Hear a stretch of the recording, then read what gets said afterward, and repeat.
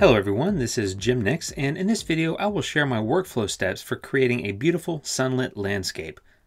I will walk you through a full edit of this photo, showing how I go from the before image on the left to the after image on the right. And of course I will share some tips and tricks along the way. This left photo is our base photo, and it's a raw file, and it's a landscape from Texas taken at sunrise.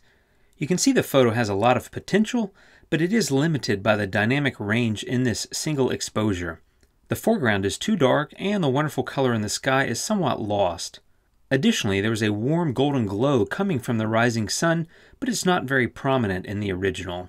So we will fix all of that by applying several filters which will better balance the light and enhance the overall mood of the scene. Additionally, I will remove the dust spots that were on the lens. So let's go ahead and get started. I have already selected the filters that I will use in this photo and have added them to my filter panel on the right hand side. I will be using Raw Develop, Adjustable Gradient, Brilliance Warmth, Golden Hour, Polarizing Filter, Sun Rays, and then finally HSL. I will end this edit with the eraser tool to remove the dust spots from the photo. So let's begin with the Raw Develop filter. This is a very powerful filter and one that is a great starting point on any RAW file. First, I move the temperature and tint adjustment in order to bring the overall temperature back to how I remember it, followed by a slight increase in contrast. I'm also using highlights and shadows to adjust the light, and finally a small bump in clarity to add a little bit more depth to the photo. As you can see, we've come a long way already, and that is exactly why the Raw Develop filter is such a great starting point for editing your RAW files. Next up is Adjustable Gradient, which is very powerful and it gives me control over exposure, contrast, vibrance, and warmth for both the top and bottom sections of the photo. You also have the added benefit of selecting the orientation so you can decide how to divide the top from the bottom. First, you choose the Set Orientation button, and as you can see, you can move the gradient within the frame as well as expand the gradient zone. I will begin with the top portion of the photo, so I make sure that I'm on the top section of the filter and I can begin. I want to slightly darken the sky because it still feels a little too bright to me. While on this section, I'm also going to cool off the sky a slight bit as well. Now I select the bottom tab in the filter and then move the exposure slider until the foreground is bright enough. I think that looks good. Here's a before and after view. Next, I will make some adjustments using the Brilliance and Warmth filter, which adds some rich color and warmth to the scene. You can see how the grass in the field is starting to warm up nicely. The Golden Hour filter adds a warm-toned sunlight effect to a photo and complements this scene quite well. In this case, I'm applying a minor amount of this filter to the photo because I don't want to overwhelm the viewer. The Polarizing filter is next, and I chose this because it makes the blues deeper and cuts through some of the atmospheric haze in the sky. This filter is great to use on both skies and water, and I think it adds some nice color back to the sunrise sky. Okay, next up is the Sun Rays filter. While it can be used to add sun rays where none previously existed, in this case I want to use the filter to accentuate what is already there. I'd previously turned off the filter because when it's on, it does place a sun on your photo, and I didn't want that in my way during my previous edits.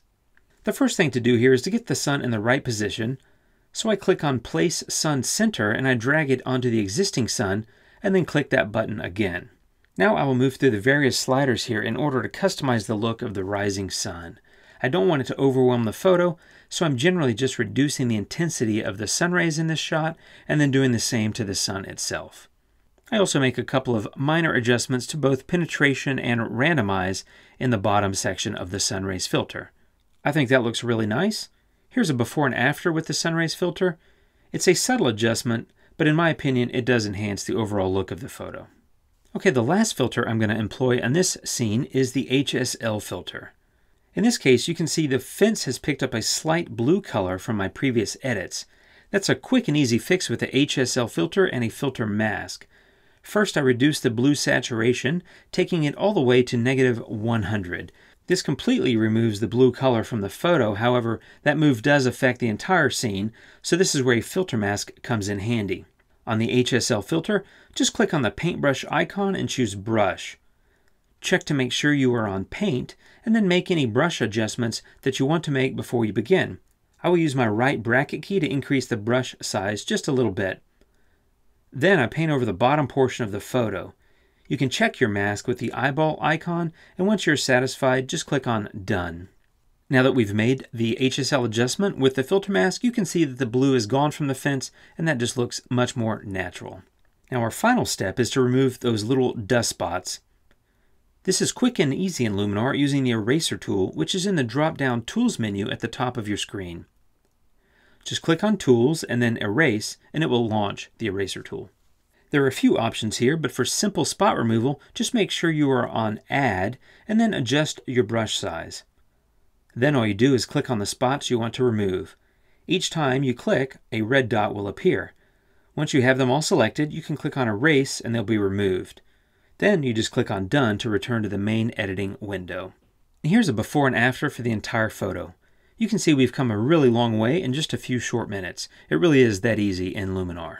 This photo started out with a dark foreground and a flat sky, but with some of the amazing filters in Luminar, we were able to relight the scene and really bring it to life. That's the power of Luminar 2018. Thank you for watching.